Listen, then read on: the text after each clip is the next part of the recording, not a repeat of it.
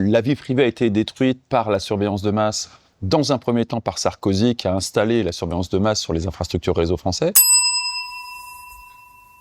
Comment ça? Attends. De Sarkozy 2008, Sarkozy, l'américain, s'aperçoit de ce que fait la NSA sur le territoire américain, se dit qu'il faudrait faire la même chose, et coup de bol, on a des champions de la surveillance qui sont des champions français, Bull, qui sont des grands champions de la surveillance qui ont exporté ça aux quatre coins du monde, notamment dans des dictatures, et Sarkozy décide, dès 2007, à l'époque il était ministre de l'Intérieur, d'installer ça sur les infrastructures françaises et de mettre les Français... Ouais.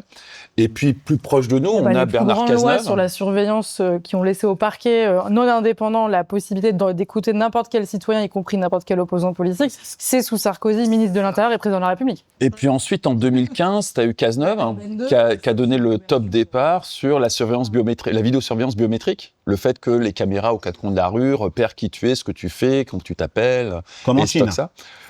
Pas aussi sophistiqué qu'en Chine, parce que les Chinois sont quand même bien meilleurs que nous, mais dans la même logique que la Chine, et ça c'est Cazeneuve, donc c'est des socialistes. À partir de là, tu as la liberté d'expression aujourd'hui qui est mise à mal par le DSA. Le grand architecte du DSA, c'est Thierry Breton, il vient aussi de la gauche française. DSA, tu peux expliquer? Le Digital Services Act, qui est le cadre européen, qui grosso modo consiste à dire... On va décider de rien du tout au niveau européen parce qu'on n'a pas trouvé les valeurs communes qui permettraient de mettre en place une censure.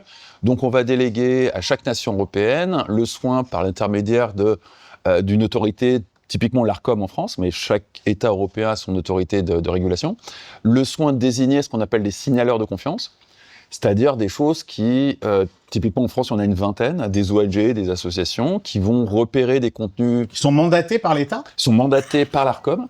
Par l'ARCOM. Pour trouver des contenus indésirables, les rapporter aux plateformes, et les plateformes les dégagent.